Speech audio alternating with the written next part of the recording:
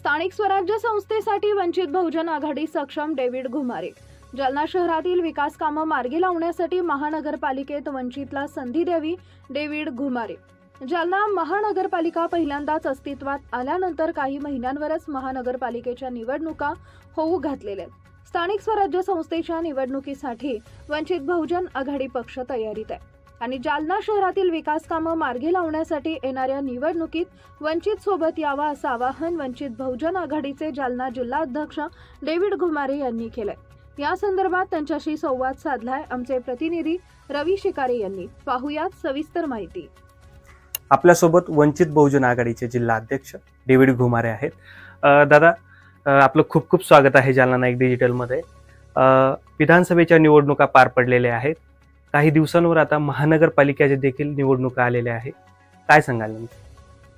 जालन्यातील महानगरपालिकेच्या निवडणुका होऊ घातलेल्या आहेत, म्हणजे आय एम नॉट शुअर, मी त्यातलं काही शक्यता कमीच दिसते। माझं जर आकलन जर सांगितलं तर निवडणुका होतील की नाही माहित नाही, परंतु ॲज अ पक्ष म्हणून आम्ही तयार आहोत।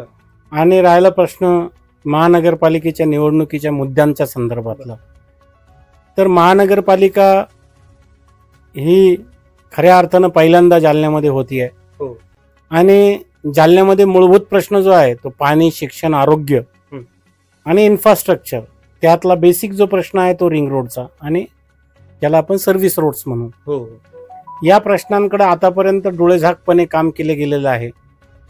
थातूर मातूर काही बजेट येतं दुरुस्तीसाठी, रोडच्या इन्फ्रास्ट्रक्चरसाठी, याच्या पलीकडे महानगरपालिकेमध्ये कुठल्याही प्रकारच्या योजना कार्यान्वित नाहीत।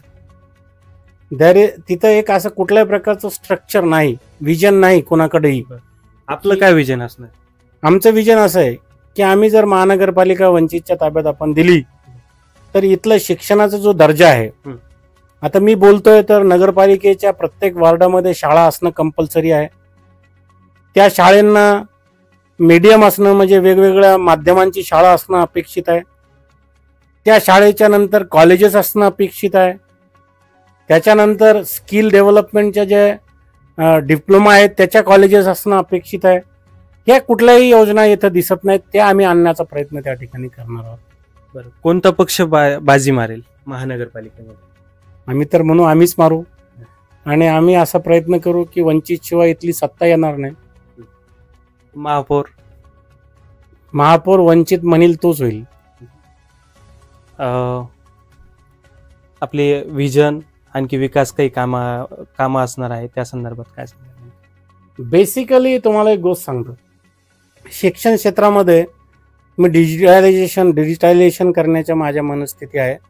मोठ्या प्रमाणामध्ये कम्प्युटरायझेशन करून हायटेक शाळा कशा होतील याच्यावर जास्त भर राहील आणि दारात आरोग्याच्या सेवा कशा मिळतील याच्यावर आमचा जास्त भर। जालना शहरामध्ये काही प्रलंबित मुद्दे आहेत, त्यांवर काय सांगा? आता बघा, तुम्हाला एक सांगतो की काम करायची इच्छा असले तर 10 वर्षातही हे शहर डेव्हलप होईल। या शहराच्या डेव्हलपमेंटकडे कोणाचंच लक्ष नाही। या शहराला बखाल करून सोडण्याचं काम इथल्या राजकीय नेत्यांनी केलेलं आहे। त्यांचं कुरण त्यांनी या ठिकाणी तयार केलेलं आहे। याच्या पलीकडे ते बघत नाहीत, जनतेकडे बघत नाहीत। परंतु जनतेला जर स्वतःचे प्रश्न सोडून घ्यायचे असतील तर त्यांनी वंचितकडे यावं ही आमची त्या ठिकाणची मागणी आहे। जनतेचे प्रश्न जर सोडवायचे असतील तर वंचितकडे यावं असं आवाहन देखील जालना वंचित बहुजन आघाडीचे जिल्हाध्यक्ष डेव्हिड घुमारे यांनी केलेले आहे। जालना नाईक डिजिटलसाठी रवी शिकारे, जालना।